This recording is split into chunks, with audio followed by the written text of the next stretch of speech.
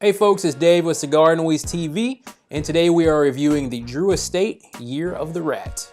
Now I'm a little bit underdressed for the occasion, but that's okay. We're gonna power through it. Now, these cigars are only available at the Panthers Stadium Lounge at the BB&T Center and on game days, which makes the MSRP considerably more considering that this is $14. My source says it's $17 now.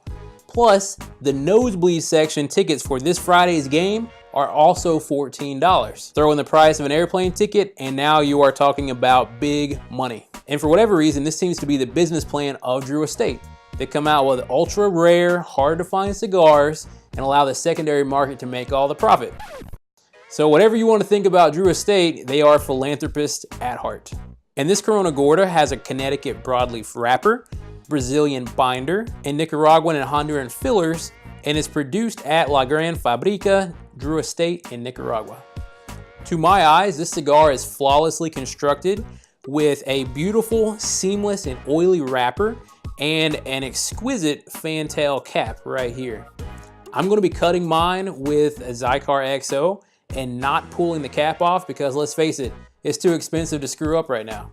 A pre-light inspection of the foot carries uncanny sensations of pretzels, creme brulee, earth, whoppers, and I've never smelled so many great things coming from the foot of a cigar that wasn't even lit.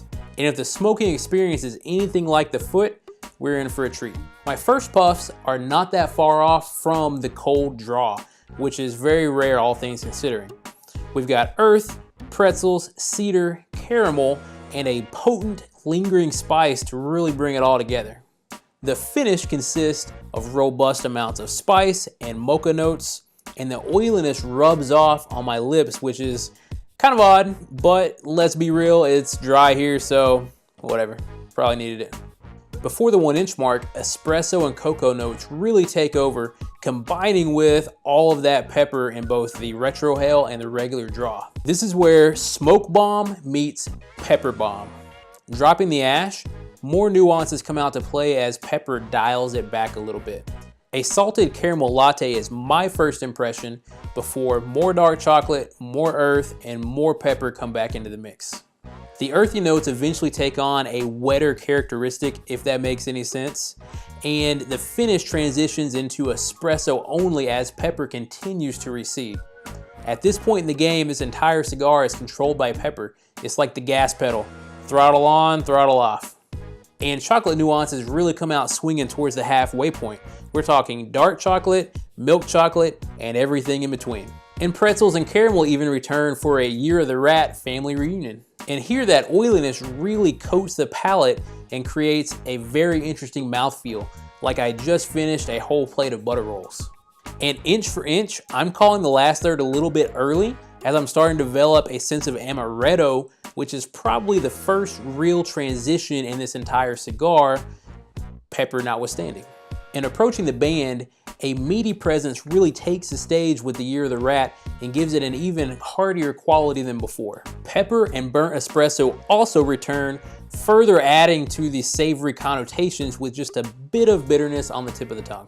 All in all, there were no touch-ups needed from start to finish. The cigar smoked like a chimney throughout, and I'm giving it top marks for construction. Now I figure you're watching this video for one of 3 reasons. 1, you want to support CigarNoise, and for that, you get a high five. Number 2, you want to know if this cigar is worth hunting down, but you and I both know that if you're a Liga fan, you're going to hunt it down anyway. And I do think this cigar has plenty of room to grow, as it had highlights that showed moments of greatness it just never followed through. Or 3, you're just curious how it smokes compared to the rest of the Liga line. Imagine an aggressive, spicy, dirty rat. I'm not a huge Liga buff, so I may be missing subtle nuances in between, but if that sounds good to you, then this cigar is right up your alley. To view my rating of the Year of the Rat and to add your own rating, visit CigarNoise.com at the link below. And you can also download the CigarNoise app for iPhone and Android to join the fastest growing cigar community on the planet. As always, thank you for watching. We'll catch you next time.